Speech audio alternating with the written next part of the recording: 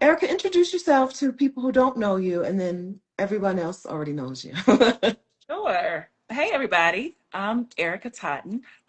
I am a spiritual life coach, community healer, supporting Black folks in healing from racialized oppression, internalized oppression, and the self-limiting beliefs that come from systems of oppression. So um, it's a bit of the work that I do and facilitating community healing spaces that are free and accessible, and then deeper opportunities for one-on-one work. And I've been Yes. doing this for 20 plus years now. No kidding. So, yeah, Really? yeah, yeah. hmm Can you tell us about Mexico? Can you tell us about how you decided to move? First, like, just when did you decide that you were leaving the country? You know, when I came back from my sabbatical, so if we do a little bit of the history, Uh-huh. so I was a speaker at Exodus Summit maybe a couple months right before I started my sabbatical. And I took a 15-month sabbatical. I typically uh, do a 90-day sabbatical during the winter, and that's what I was talking about. And then I shared how, hey, Hello. Rashida.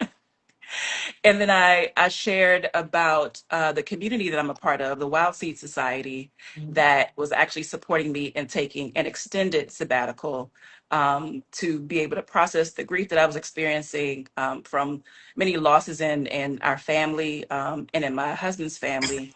And they fully funded and resourced me being able to take 15 months off, so full 2024, um, and and intuitively it was also in this knowing of, as a community healer, Mhm. it's probably best for me to rest in 2024 because 2025 was gonna come in strong, Mhm.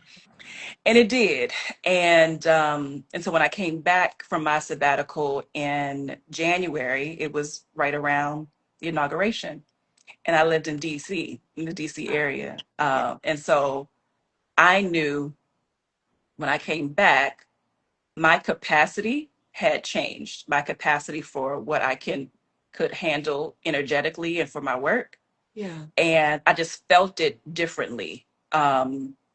And again, just being a speaker at Exodus Summit, that really planted the seed of like how this could be possible for us. Yeah. And when I came back in January, it was around February that I talked to my husband about it. He was a federal government worker. And so I could see the impact that this was having on him. Okay.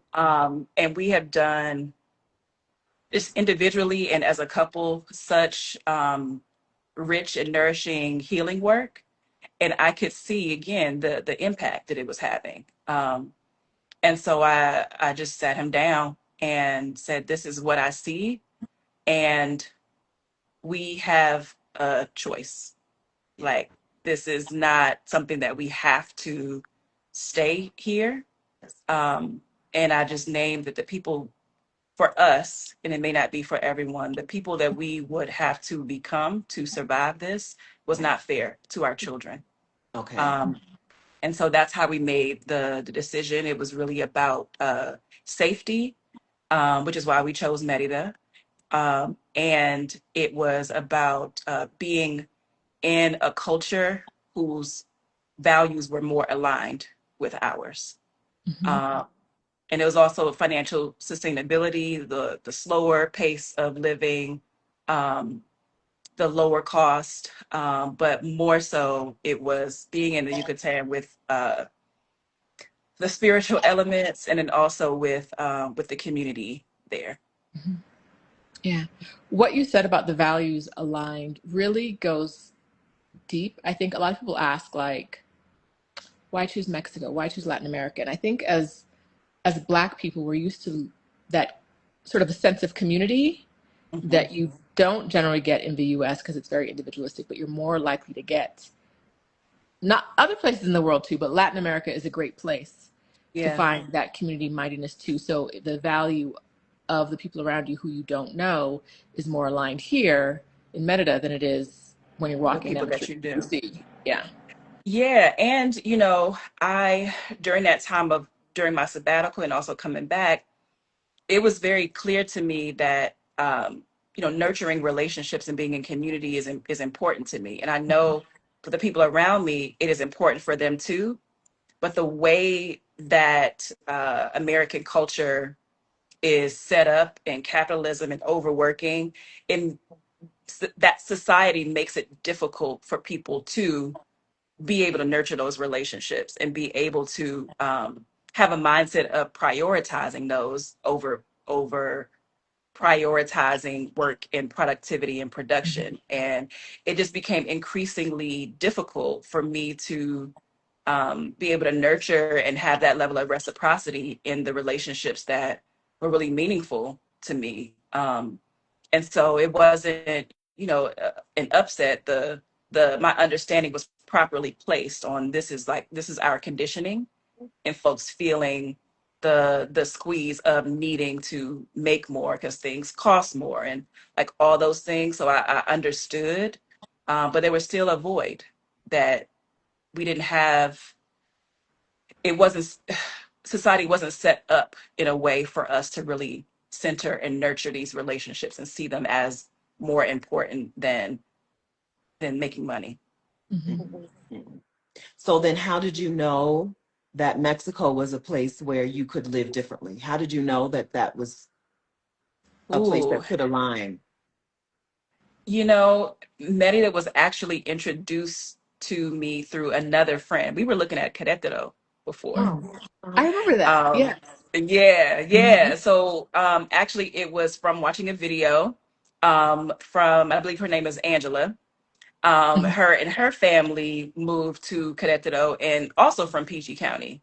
So to Hmm. just see that somebody in the same area that had a full family, but also specifically because she was moving with teens, Yeah. Mhm. like right, and that's a gap in in content that people are making around moving abroad. Most people are either don't have children or they have small children. So Hmm.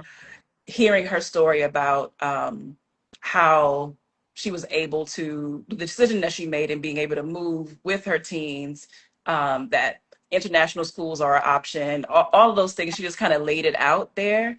So when we were looking at Querétaro, we said, okay, that seems like a good option. And then as we told other beloved community members that wanted to come too, one, shout out to my sister Nikki. She found out about Merida, and said that it was a whole like the holistic vibe, that it's Black immigrants there already.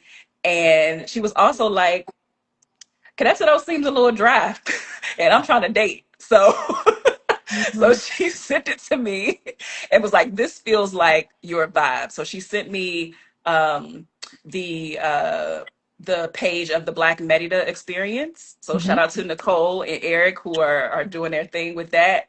And so grateful to be a part of that community here. What they shared and how they've been documenting this journey of the people that are there let me know that this was a place that I could be. And then the more research I found about Merida, it being the second safest city in the Americas, Hmm. that was like a no-brainer for me. Hmm. So But I just kind even of laid it out and we chose. How did your husband and children, how did they get on board with the idea, or were they always like, how, like you went from like PG County to we're going to Yucatan in Mexico. So I want to know what that, we don't, a lot of women who do this solo, and it's really important for Yeah. us to highlight the stories of women with families, with partners, etc. So what Yeah. was that process like of saying like, you want to go to a new school next year in a new country? Like, what was that?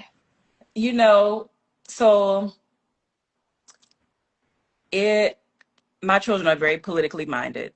Hmm. Um, our family is just based in the nature of the work that I've been a part of. Um, so my safety, the safety of our comrades has always been top of mind for our family. As we were looking at the rise of fascism, there was no denying that the country was changing. It was changing fast, and we have a window of time. Um, as I talked to my husband about it first, of just naming like what it is that I'm seeing, and really just kind of laid again that our ancestors didn't have a choice. They may not Mm-hmm. have even had resources. So the question that I ask myself is, would my ancestors have chosen to stay or leave if they had the means? And I heard very clearly that to go. And when I shared that with him, and he's a Taurus, so I was nervous. Um, when I shared that with him and kind of laid it out of the decline that I was seeing, and that I don't know if we can cuss on here, but I was Yeah, like, be fuck free. this house. Fuck, Yeah. like we had a beautiful home. People that have been to our home, we had land. Fuck all of that Mm-hmm. because it's not worth it. Our mental health, our spiritual health, emotional health is not worth it. And for our children to be good, we got to be good and solid. So if we are solid, our children are fine wherever they go. And so when I laid that out, and shared again what I was seeing and what my concerns were and some of the patterns or things that I saw creeping back up again because of the level of stress that he was under, he couldn't deny it either. And when I laid it out, he said, okay, so how are we going to do this? All right. And so just him saying, okay, and he's a planner too. So I could paint the vision, but he is the part of the one that's like, okay, these are the steps of the Oh, good. plan. Yeah. And so, but for me, it was, I already know all the steps because I done watched all of Stephanie and Rashida's videos. So this is what we do. This is the, like, all of that, just laid it out. Um, and that's just what we did. So we made the decision in February of this year. We did our scouting trip in April. Mm-hmm. So actually, let me take a step back. February, we made the decision. We were able to get an appointment that month just from my husband just staying on the website and just Mm-hmm. randomly one day saw that an appointment was open, and he hit me up and was like, hey, can you meet me here in an hour? And I was like, bet. So we did that. We did the first part of the process in February. We did a scouting trip in April while our children were away on spring break. Um, and within 24 hours, we found a rental and a school for our Ooh. children. Mm-hmm.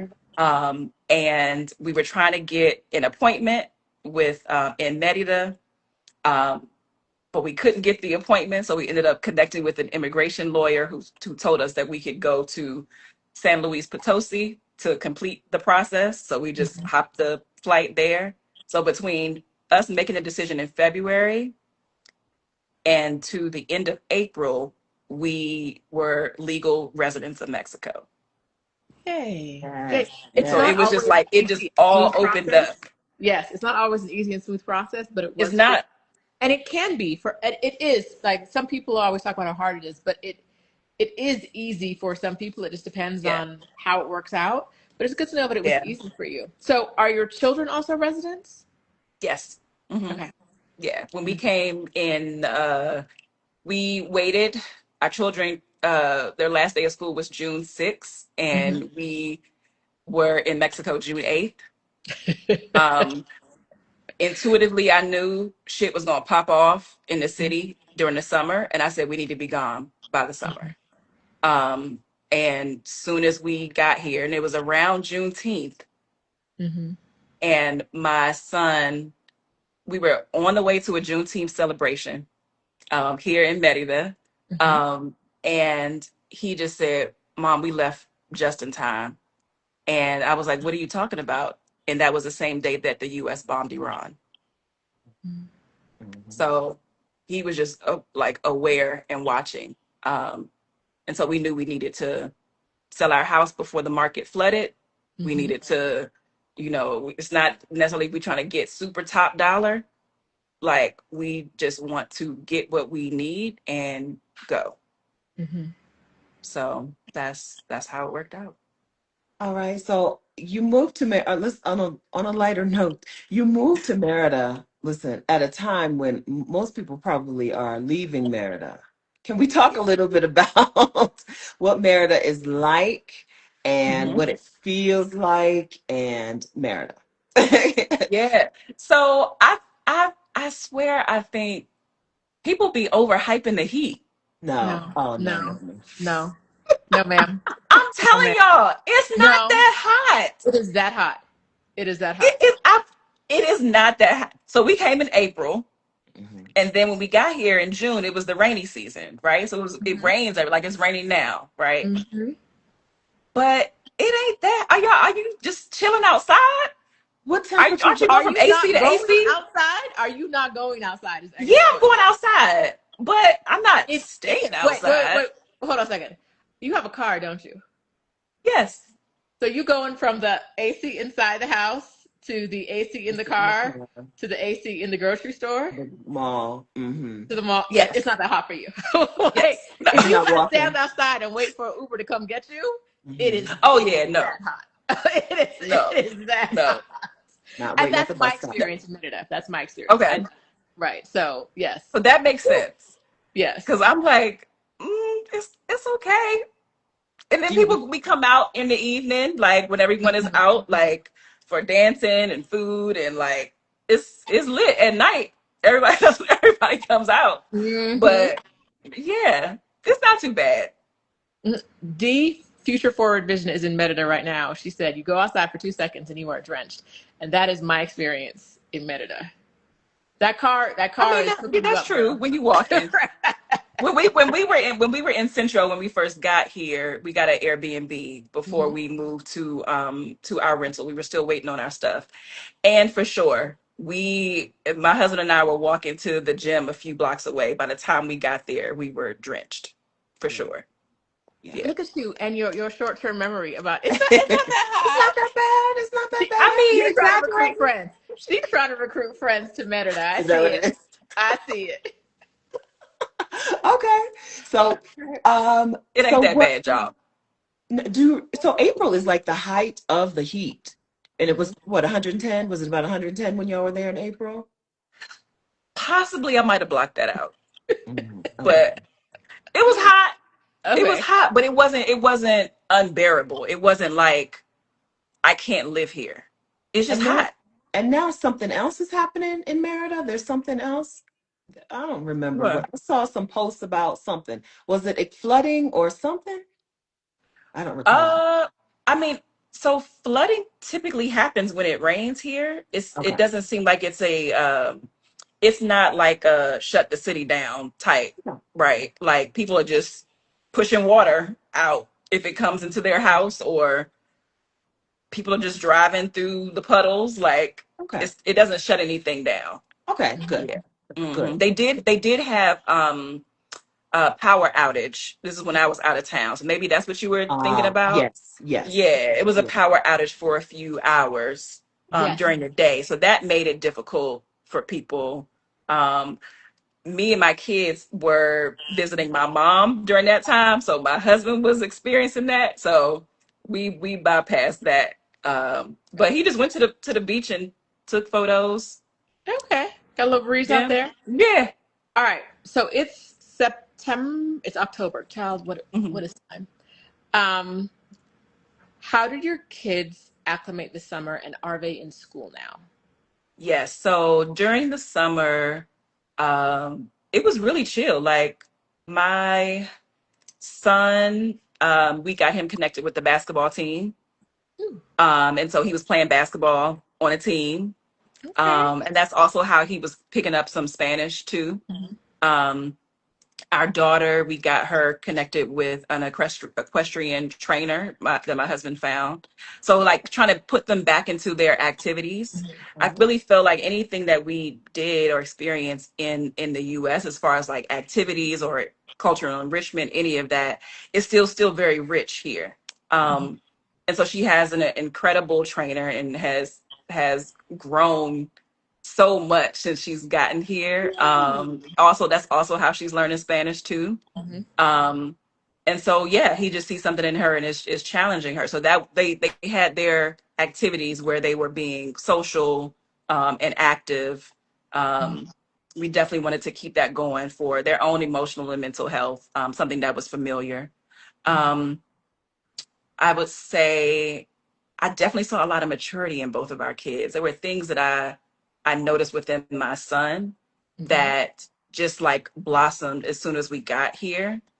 He's 16, and so the level of like self motivation, of really kind of taking ownership of his health and like all of those different things, like it just something just clicked, and it's like we were able to see him shift into a young man here. Beautiful. And I posted some reels about that and like conversations that we had. My daughter, one of her friends, was able to come visit over the summer, Good. just to kind of get her out the city, get her connected with her friends. So we just kind of hung out, went to some of the ruins here. Um, and yeah, so now they're in school. So they started school in September. Um, we found an incredible school that's our kids are really into tech, and those, so this is pretty tech heavy. The Mhm. children have Macs, the iPads, anything that we need. And it's a international school. It's a bilingual school, so they have Spanish days and English days. Nice. It's Oh. yeah, it's 8 minutes from our house. Now, listen, so because PG County, where I lived, they have divested from education. We have we had to drive one way an hour and a half to get our daughter to a good quality school. Mhm. An hour and a half. That's one way Mm-mm. and back in traffic. So we prioritize in our location. Let's find a school first, and then let's Mhm. live near the school. Good. So that alone has helped us tremendously of like the level of energy that we have, us being able to connect still as a family, Mhm. before it gets dark, like, just being able to have some time where we can do whatever we want still. Mhm. But they actually enjoy the school. Like our daughter is trading comic books back and forth with folks. Like she's Ooh. trying. She was telling me something the other day. Someone brought, because it was Mexican Independence Day, Mhm. and so they had like different pastries and all of that. So she's tried. I might mess this up. I think she said it's called a Dubai brownie. It was something like a Dubai chocolate or something, Yeah. something. Yeah. Yes.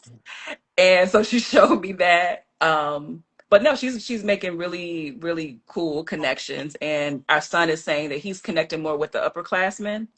Um, but because he is not picking up on the language as quickly, then he's relying on Google Translate and things like that, and just being with his peers. Mhm. Um, but yeah, for the most part, like they're doing great. Does the, Amazing. so since the school And does, they like that they don't have homework, yeah.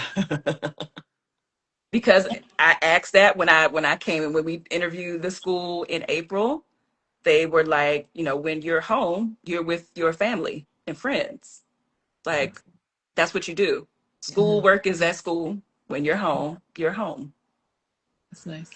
Makes so much sense. With the school having alternate language days, are your kids in like Espanol as a second language on those So days? Like, so they don't have Espanol as a second language there. They okay. have English there where you're learning English, but most of how they do it is they connect you with a buddy Ooh. that can help Mhm. translate, or someone that's also getting fluent in English. So it's Mhm. kind of like an exchange, Mhm. and because there's so much repetition you can pick up on it, but also because there's technology, you can use Google Translate and either like record something and hear the translation, or whatever that might be. That's nice. That's Okay. fantastic. Yeah. All Yeah. right. One of the things we hear about frequently is that the move abroad space is for, at least for Black Americans. Black people from America, full of women. There Mhm. aren't a lot of men. Is Mhm. your husband finding community in Merida? So there are a lot of men Hmm. here. There are. Um, Yeah. there are where we are, and I haven't necessarily seen that shortage. Even like when I'm looking at different YouTube videos, I'm hearing men talk about moving abroad all the time. Hmm. Um, with my husband, it's again still kind of filling it out. He's an introvert. He's not like a person that's going to go to the men's groups and things like that. He would rather go take photographs in solitude. Um, if we go to different events, of course, he's connecting with folks, but it's not like um, a a community. There's a community group of men that gather for lots of different things, cigar socials or book studies or things like that. I think that he's still trying to find like what is that thing to connect with. Hmm. Um, and he's also not like trying to force it or push Right. himself to do it. Still getting acclimated um, to the city, to the energy, and really being able to explore his own hobbies. Like, what are the things that brings him joy? Since this is the first time since he was a kid that he's not working. Right. That's Like, amazing. just to, and I'm like, babe, just explore. Yeah. What brings you joy? What do you want to do? And you get to explore that. So I'm really grateful that he's able to experience like a sabbatical Yeah. like I did. Yeah, everybody deserves that. So Yes. Nice. Yeah. I. Merida is one of the communities that has quite a few families. Like, I think Mhm. that there are a large, compared to other places, a large percentage of families. And mhm. so, yes, there are. It's not one of the places I know is having a shortage of men. I don't know about single men though. So your friend who wants to date, I would love to know how that's going, if at all. She hasn't come here yet. She Okay. hasn't come here yet. We don't need an update about her and how that's going. Yes, I'll get an update about her. So Nikki, I hope that you are listening. Hi, She gonna I'll want to leave it. know. Yeah. Um, yeah, but it's curious. I don't think I was talking to someone the other day about the dating scene. It's just being open. We didn't go deep into it, but it's possible. Hmm. People are dating. Yeah. People are. Hmm.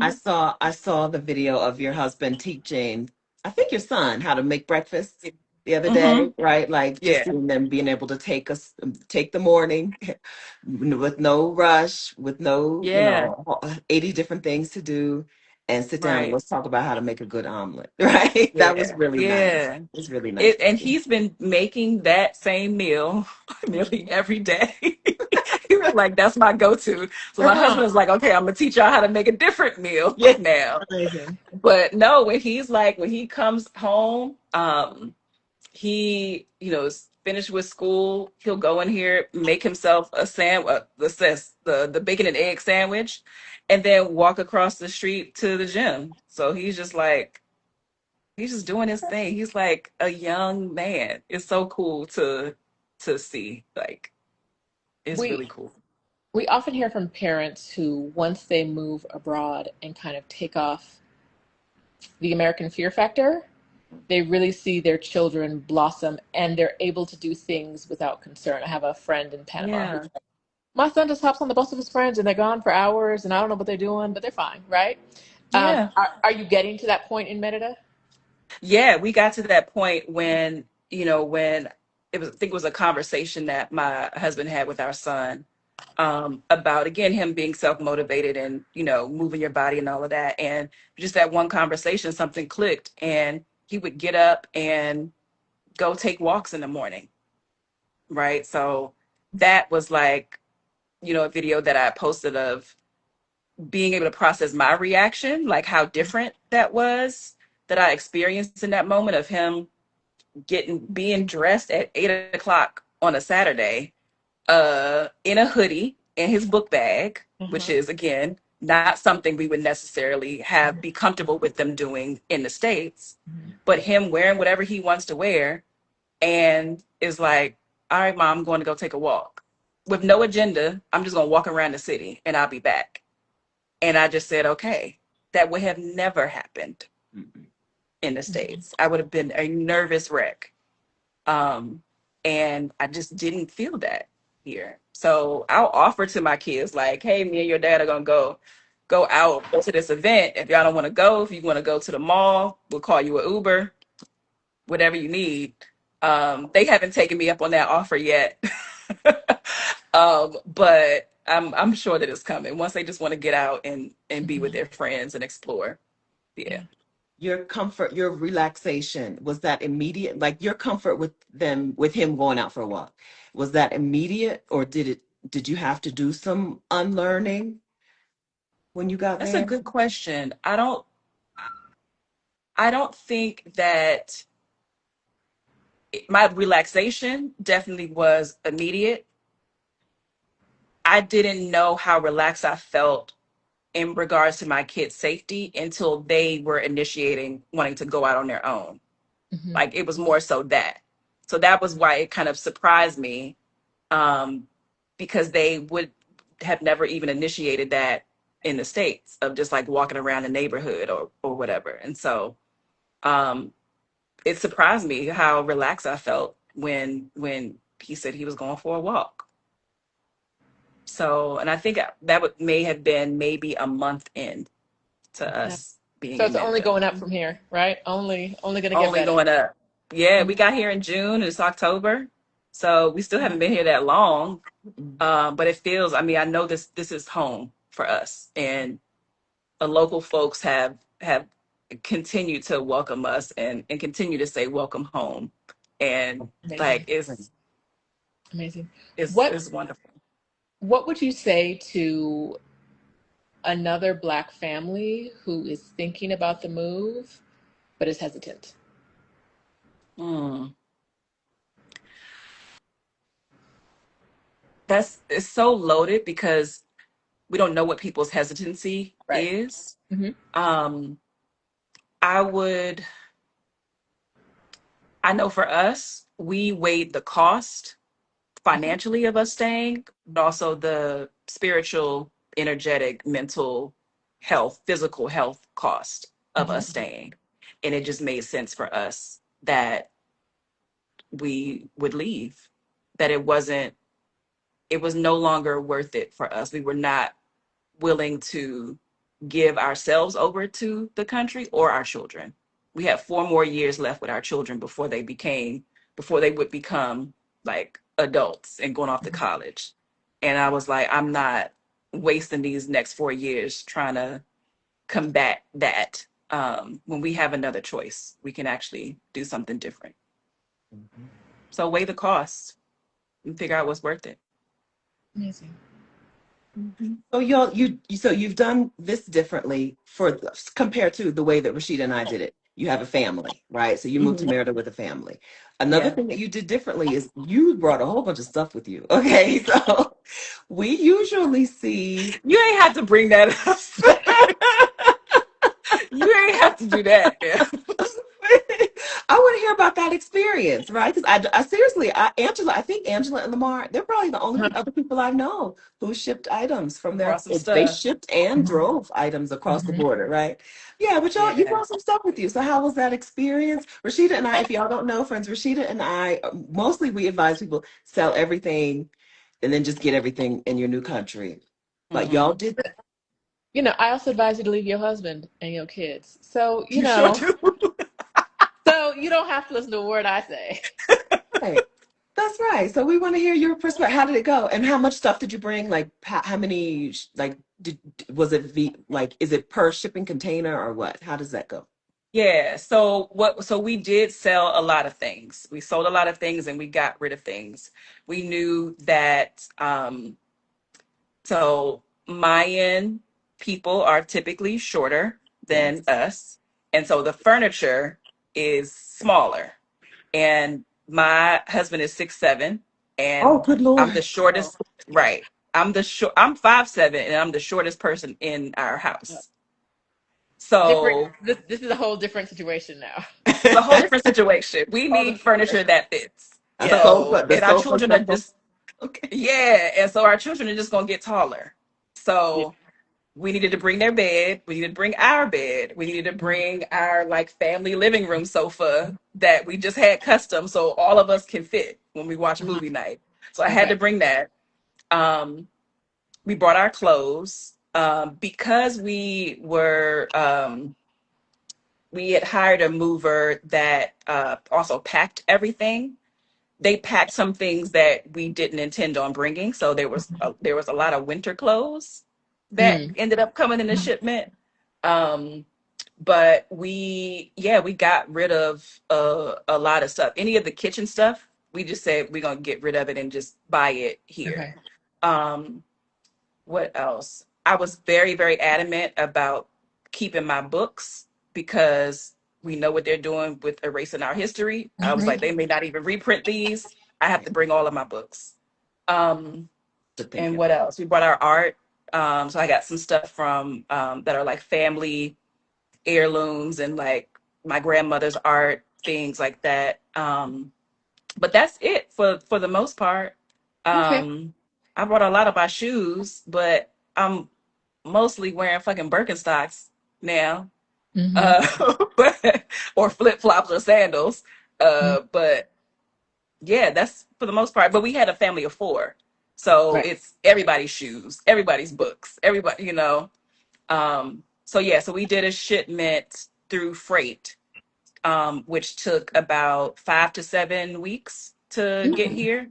Hmm. Um, and and then we also found someone that was local because there were some things that were left for whatever reason or they couldn't fit. So we found someone here that went to Maryland or had people go to Maryland, get our Mm. stuff, and bring it back here. Nice. Oh, Yeah, Okay. Nice. Okay. yeah. Hmm. Um, at 6'7", I'm gonna guess he's about a foot taller than the average people in the room he's in. Do you guys stare at him? Not really. Okay. Like I will say, either we don't see it because we're Hmm. looking straight ahead. Uh-huh. Um, they might like. I mean, everyone is. It's not like he doesn't experience being like gawked at or like the Others. tall jokes and like yeah Okay. all of that Yeah. stuff that he experiences as a tall black man moving through the Oh, world. So there's a level of like ease that's and nice. peace that he has. Yeah. I do now, find that down here in Mexico, people don't want to get caught staring, right? So like even Hmm. if they're gonna look at you, if you turn your head, they're gonna look away. Like you know what I mean? Like there's that moment of like that's not my business, and I can't let Yeah, that person know I was in their business, right? And so that it is nice to walk through the world as a black person of varying heights, right? As a black person, yeah, and not feel like a spectacle or people are looking at you like, why are you here? You don't belong here. Why are you absolutely. this? Why are you that? Who are you? Right? trying to They take Hmm. a go they gonna picture. look. They gonna look, but they gonna look away real quick. Like, nope, you Hmm. did catch me staring. Yeah, So it's just a different energy in that. yeah. It's not like being consumed or being Yes. like gawked Yeah. at or Hmm. uh yeah. It's just very the energy is just different. That's so nice. Yeah. Hmm. Yeah. Yeah. Can you tell us? You said Merida was a place where you thought energetically and you would feel good. How Hmm. does it feel? It feels amazing. I am no longer vitamin D deficient. I don't think any Okay. of us are. After 30 days of being here without changing anything necessarily with like I wasn't getting into like working out and all of that. After 30 days of being here, I got an alert on my Apple Watch that said my resting heart rate had decreased. Ooh. Mhm. Mhm. And that was also a part of one of the reasons I was like, America's not going to take me out because I ended up being put on high blood pressure medication during my sabbatical. And I was like, this has got to be stress and diet. So just the food quality here, oh my God, like it, it is beyond. So yeah, we're all doing great. Solomon was like, my face is clearing up. Like, he's like, I have energy. Like, yeah, so it feels great. And I definitely see the changes in my body and my energy. And because it's so community minded, like I was immediately kind of folded in from the Black Metadata experience, women that have a routine of doing Pilates 3 times a week. So they're bringing me to their, having me come to their class. So just that alone is like, it's an active lifestyle community. When they don't see you, they reach for you and check on you and like, um, so yeah, it feels great. It feels amazing. Amazing. Yeah, Hmm. good. A lot of people are fearful of leaving their friends, their family, because they think moving abroad means being the only people you know, going to a place where Yeah. you're the only people you know. No. Right. Mm-mm. You'll find new people, and that's one of the things. The quote that I saw, and forgive me because I don't know where this came from, but it said, "You haven't met all the people who will love you yet." Hmm. That's Yeah. right. And That's that has been our experience of like really being connected in community, people that genuinely care and love our mhm. family, and want to see us well and healthy and connected. So I left. My mom is still in the States, my dad, my siblings, all of that. I have one cousin who's coming next week to finish his visa process. Yay. Um, and this is a cousin, I think, who has never been out the country. Oh, wow. Right. Right. So he's shocked everybody Mhm. of coming here. So, and then, the planes go both ways. Like Yeah. I see a lot more of my friends now that I'm in Mexico than I Hmm. did when they were living right down the street, which is crazy. Well, you no But longer have to drive 6 hours a day to, or, yes, take your that daughter to part, school, right? that It's less part. than 30 minutes all the ways, right? Yep. Yep. That's, Mhm. and I think that people, that's not talked about enough, how when, like, if you're worried about not being in community, you're actually opening yourself, in most situations, you're opening yourself up to be in a lot more community than you were Yeah, before, right? I, absolutely. I'm also a person whose friends visit her a lot more than when Hmm. I'm in Ohio. They visited me in Mexico a lot more than that. Um, but also, my time is my own now, right? So if I Hmm. want to see a friend on a Tuesday afternoon, let's do it, You can just right? do it. Hmm. And I don't have to worry about the commute or the job or, are you at work? We need to spend the first 30 minutes venting about work, because that's not right. Like, we've Yeah. opened ourselves up to a life through our own methods, right? Where like, I'm my boss. So Yeah. Stephanie's my boss. So if I'm complaining about my boss, I'm probably calling Stephanie to complain about Stephanie. Mhm. Mhm. Um, so, like that, taking back your own personal means of production and Yeah. becoming a boss is another level of kind of the move abroad journey. You don't have to do it, but it really Hmm. does help open up your time and your freedom. And so Yeah. it's nice Yeah, to for see you do sure. that. Yeah. Yeah, I would echo that for sure. Of being able to have that flexibility of choosing what your time looks Mm-hmm. like, and even making the adjustments to be able to nurture those relationships. So it's like here, I want to be done by 3 when my kids get home, and then on Thursdays, because there's a meetup every week at the park, I got, it starts at 6, so everything needs to stop at 4:30 or 5, right? Like, to be able to adjust um to having community be an integral part, and giving that your time. Mm-hmm. Hmm. How's your business doing? Like how is it running your business now through Mexico instead of being in the United States? Do you feel like you're missing out or anything? Um, it's no different, honestly. I actually, because we're 2 hours behind people, um, it's I'm still able to wake up like with ease and not, feel like I have to scramble. Um, I would say be, because the nature of my work was being criminalized because it's considered DEI, diversity, equity, and inclusion. There was an impact financially from being in that country, Mm-hmm. that so many people felt. And so here, because cost of living is less, I don't feel that impact as much. Good. It doesn't cost as much to maintain our life and our lifestyle as it did in the States, with prices continuously going Mhm. up for no reason at all. And so here it feels easeful. Good. It feels Good. easeful. Yeah. Amazing. All right, so Amazing. friends, Erica attended. No, you did not attend, girl. Erica spoke at Well, Exodus and Summit. attended. Spoke Spoke and and attended. attended. Spoke and Spoke at Exodus Summit and Yes, took I sure enough notes. did both. attended. Spoke at Exodus Summit and took notes in October. In February, decided, listen, this family is moving. In April, had residency in Mexico, and in June was living in Mexico with her family.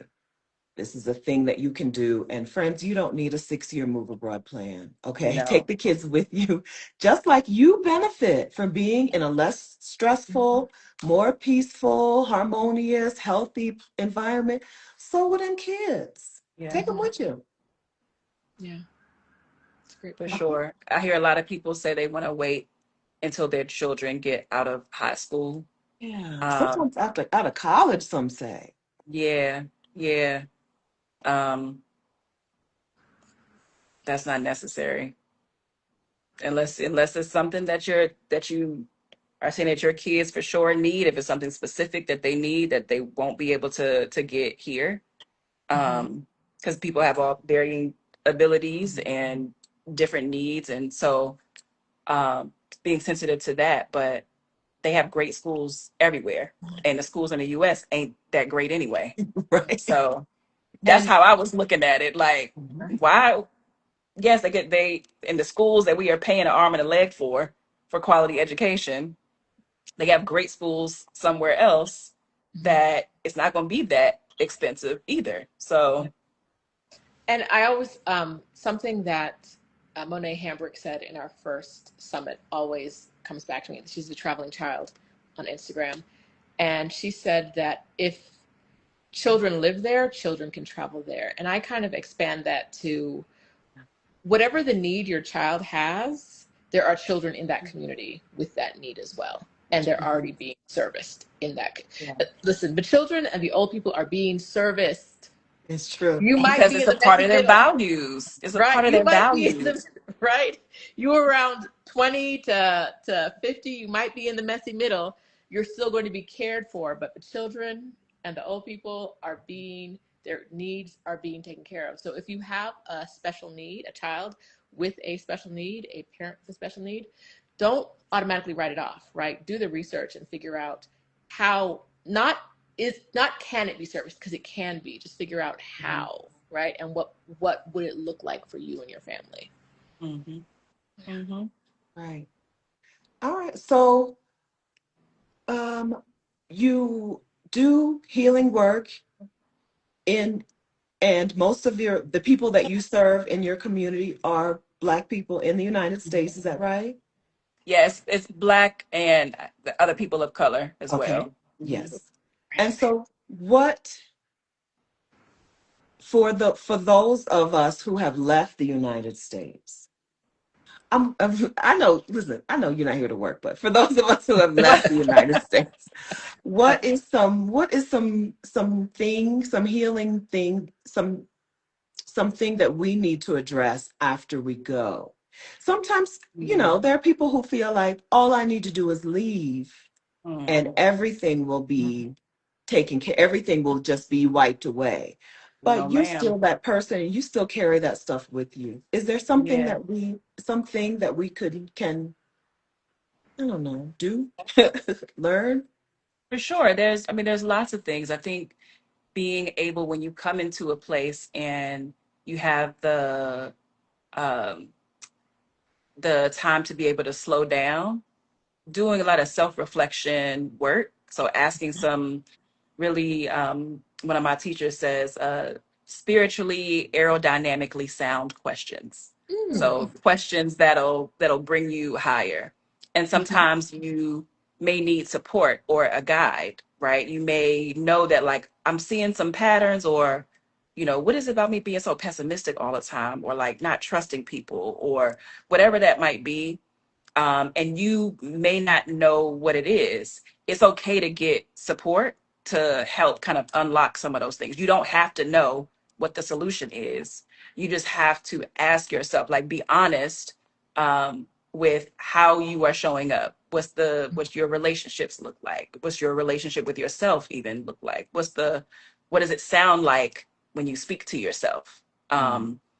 And in what ways do you limit yourself from whatever beliefs, whatever someone told you years ago that you are still, holding on to? So I would say take this time of being able to slow down for your own self actualization and your own evolution, um, and to just seeing the areas that you want to grow. What do you want to be able to do, and what are the skills or qualities of a person that is able to do that, and how do you Mhm. cultivate that?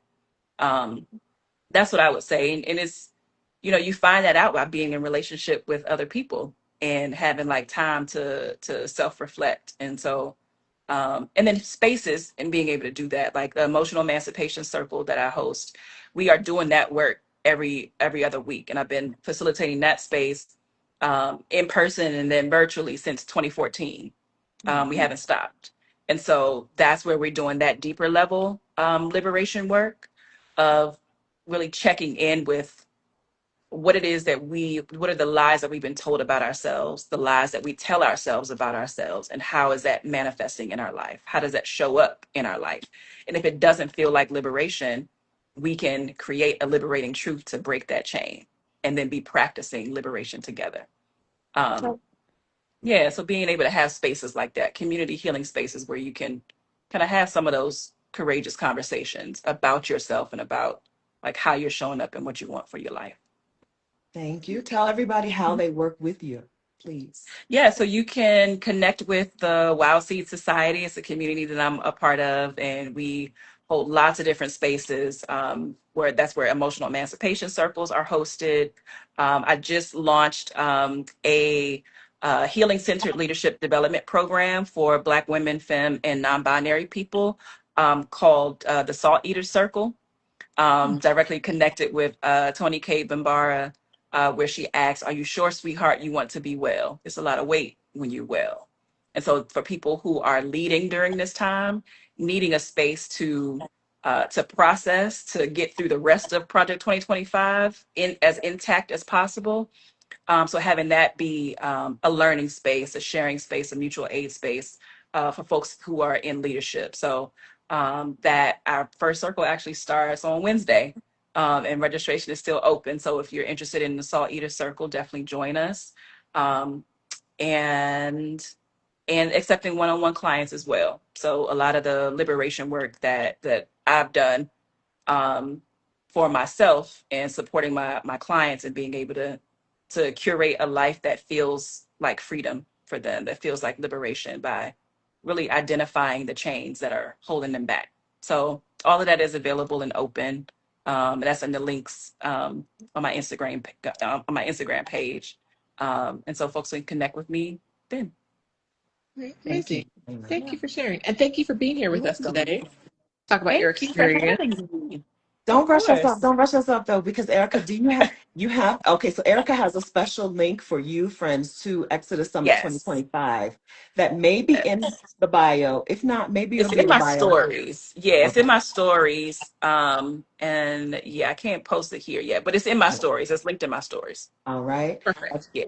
Exodus Summit 2025 is online October 10th, which is very soon, through 13th. Hmm. And we're bringing in, just like when Erica was our speaker, we're bringing in Black women who are experts this year, we're bringing in women who are experts at making money to teach you how to make money that particular way. Because That's what we need. moving abroad is often just a matter of solving the math problem and Hmm. booking some tickets and selling your stuff. Okay, so if you need the money to move abroad, if you want to spend some time in Merida or Querétaro or someplace else, wherever, and you just need the money to do that, Exodus Summit 2025 is bringing in speakers to help you start making that money. And Erica's got a link for you in her stories on Instagram. Yes. Yes. Yes. How did we Yes. do? How was this? It was wonderful. It It's was always so a good great time with talking y'all. to you again. Great talking to you again. It's been a Yes, while. you too. We You need to discuss. too. Yes.